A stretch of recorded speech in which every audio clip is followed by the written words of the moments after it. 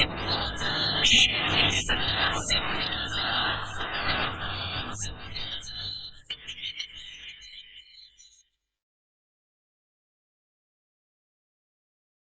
اللہ علیہ وسلم خود فرما رہے ہیں کہ میں اپنی نبی ہوں، لیکن میرے بعد 30 لوگ ایسے آئیں گے جو نبی ہونے کا دعویٰ کریں گے، تو خبردار رہنا کہ میں اپنی نبی ہوں۔ یہ ترمذی شریف میں حدیث مبارکہ ہے، حدیث نمبر 2219، سیاست کی بنیادی کتاب ہے جامع الترمذی۔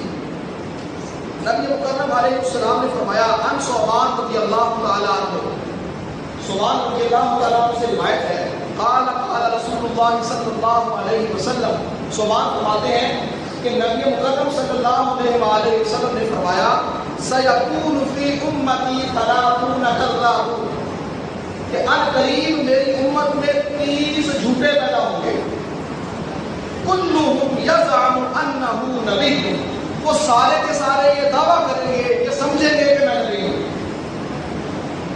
وَأَنَا خَاتَمُ النَّبِيِّينَ لَا نَبِيَّ بَعْدِي، یاد رکھنا کہ میں آخری نبی ہوں، میرے بعد کوئی نبی نہیں۔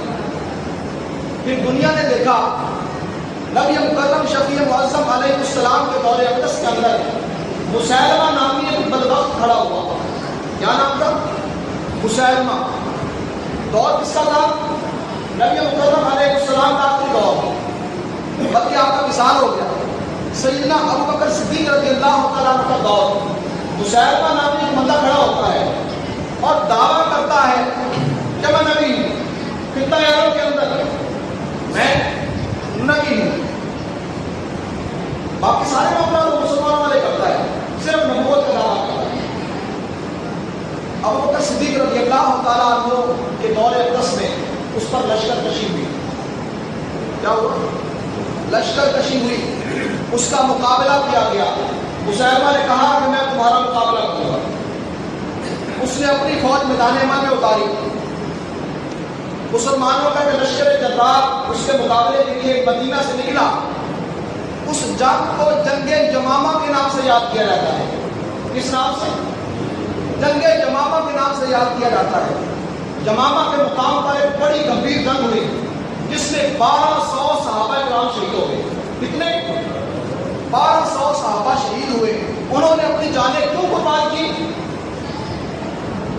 تاکہ یہ نبی، یہ بندہ خود کو نبی کہہ رہا ہے جو جھوٹا ہے، اس لیے قربان کی۔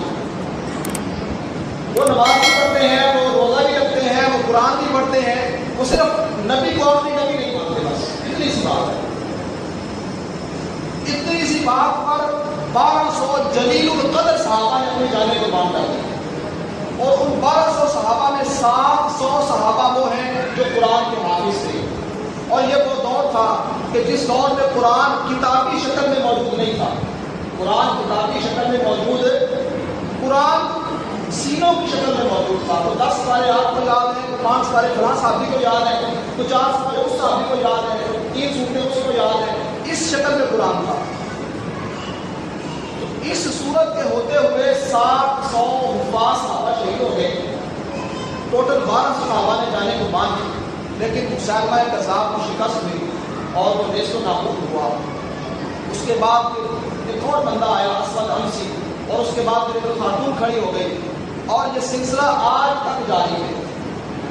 آپ میڈیا سے وابستہ ہیں، میں اپنی بات ختم کرتا ہوں۔ آپ میڈیا سے وابستہ ہیں، فیصلہ آباد کے اندر ابھی 6 ماہ پہلے اسی طرح کا دعویٰ سامنے آیا۔ تو عزیزان من، اپنے عقائد پر کبھی بھی سمجھوتا نہ کریں، اور صرف اتنی بات کافی نہیں بلکہ اس سے متعلق اپنی نسل کو یہ باتیں ڈلیور کریں، سکھائیں۔ انسان مر جائے گا تو جو چیز آپ اپنی نسل کو سکھا کر جائیں گے وہ نسل در نسل آگے منتقل ہوتی رہے گی۔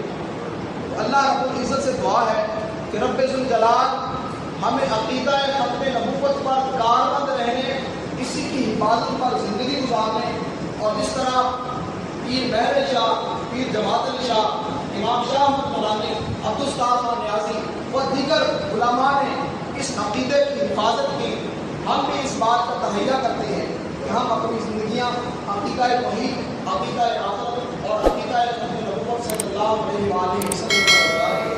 اللہ پاک سے دعا ہے کہ رب الجلال ہمیں اسی پر زندگی گزارنے کی توفیق عطا فرمائے. وما علیہ